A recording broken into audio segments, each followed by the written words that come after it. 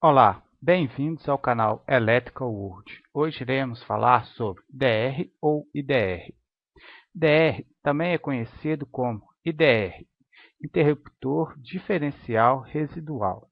É o mesmo componente, apenas com nomenclaturas diferentes. O interruptor diferencial residual tem a função de desligar automaticamente o circuito caso exista uma corrente de fuga que ultrapasse 30 mA. O uso do DR é obrigatório, conforme determina a NBR 5410 da Associação Brasileira de Normas Técnicas, que dita as regras sobre as instalações elétricas em baixa tensão. O dispositivo DR tem como finalidade proteger as pessoas e os animais contra os efeitos do choque elétrico provocado por contato direto ou indireto, causado por corrente de fuga. Contato direto: quando existe um contato acidental ou intencional entre a pessoa e um condutor que apresenta falha no isolamento. Ocorre, por exemplo, quando o indivíduo toca um fio decapado ou introduz um objeto metálico em uma tomada energizada. Contato indireto: quando existe o contato em uma superfície que não deveria estar energizada, porém torna-se condutora devido à falha no isolamento ou contato de elemento energizado com a carcaça do equipamento. Podemos citar como exemplo máquinas de lavar, geladeiras, entre outros equipamentos. Os DRs são projetados para trabalhar em circuitos monofásico, fase, neutro, em circuito bifásico, fase-fase, e em circuito trifásico, três fases mais o fio neutro. Analisando as características de um DR tetrapolar, nós teremos o nosso circuito de entrada de fase, o nosso circuito de saída de fase, o nosso circuito de entrada de neutro, o nosso circuito de saída do neutro, o nosso botão de teste. Ao acionar o botão, o interruptor simula uma fuga de corrente e, consequentemente, desarma o DR. A nossa chave de I/O liga e desliga. Algumas características específicas deste DR, onde nós podemos observar a corrente nominal de 25 amperes, a sensibilidade de 30 miliamperes, a tensão nominal, que pode variar entre 240 e 415 volts em tensão alternada e uma frequência de 60 Hz.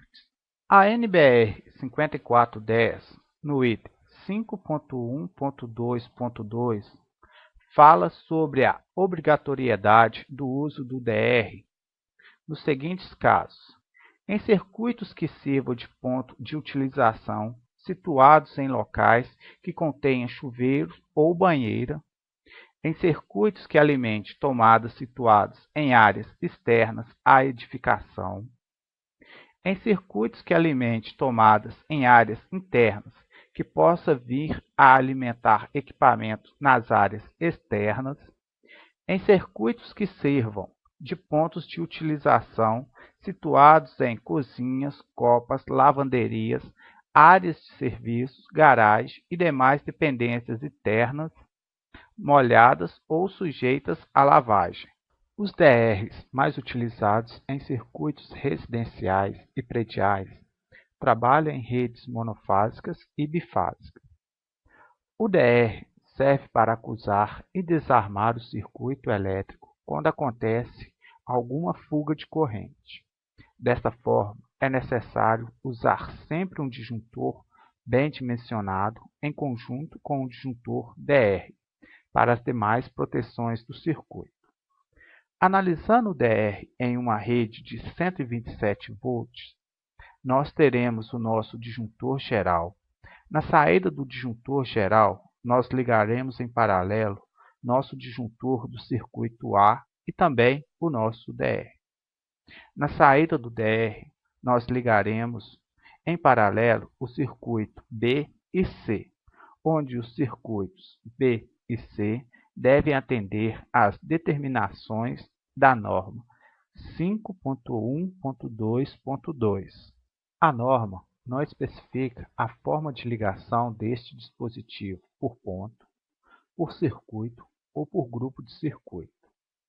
Sendo assim, a utilização dos DR deve atender às especificações técnicas dos projetos elétricos. Analisando o DR em uma rede de 220 volts, nós teremos nosso disjuntor geral.